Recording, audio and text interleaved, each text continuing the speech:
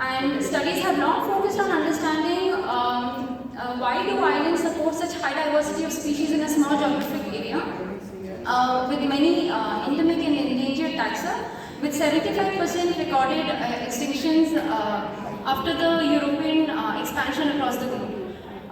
According to island biogeography theory, it predicts that larger islands should support more number of taxa due to higher habitat heterogeneity and niche availability, whereas higher spatial isolation from the mainland or from each other should limit the dispersal of species between them. Importantly, dispersal limitation not only influences the number of species, but it will also influence the composition of taxa. Therefore, neighboring sites are expected to be more similar to each other, resulting in distance decay patterns and community similarity.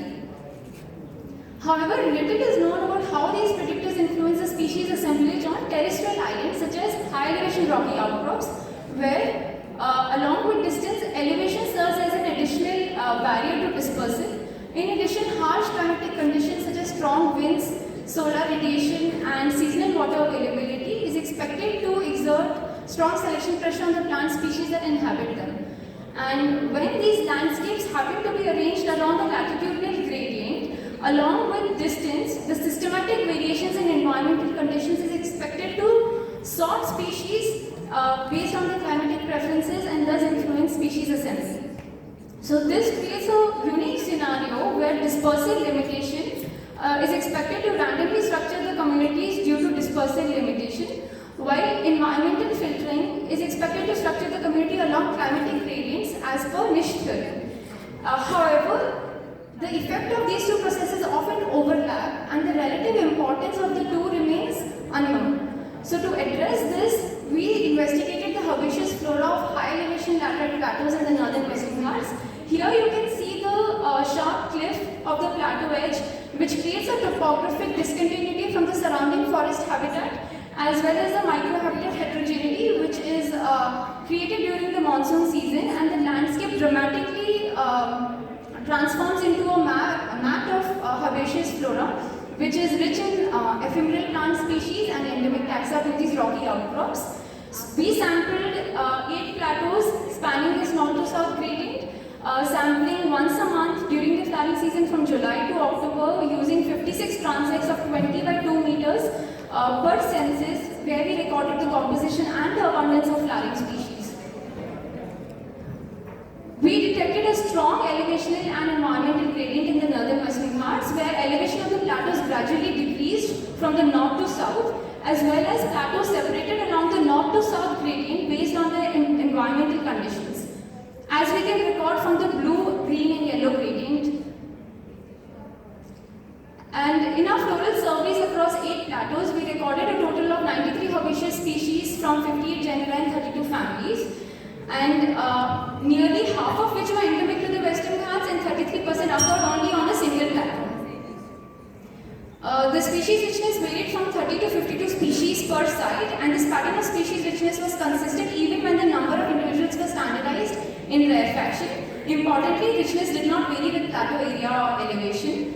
We observed that community similarity displayed weak to moderate similarity, and with the highest dissimilarity between the northernmost and southernmost site, and overall the communities displayed high dissimilarity, most of which is explained by turnover, which is suggesting that while these plateaus may appear similar, they are actually quite distinct and support distinct localized plant communities.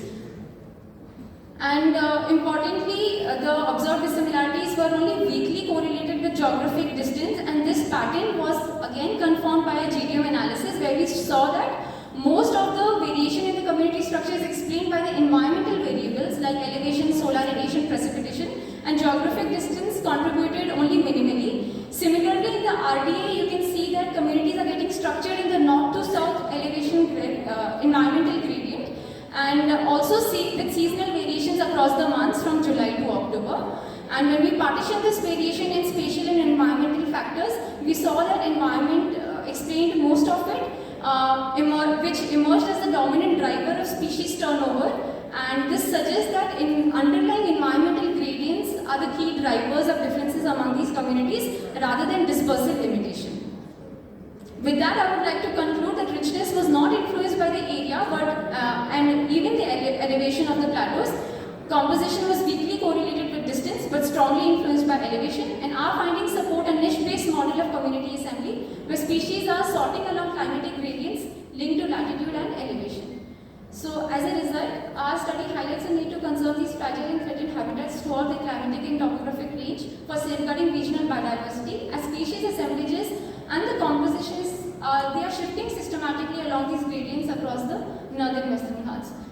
These are the references used, and I would like to thank the organizers of the IIT conference and the respective funding agencies, my lab members, and the other several agencies that have allowed me to do this work. Thank you. Okay, thank you, Supriya. That's a very unique presentation, especially in this session. So, good luck for a wonderful journey throughout your career and keep it up. Yes, thank you. It was excellent. Thank you, sir. Related to geography and how the vegetation may change. Yes, seasonally, yeah. Yes, President.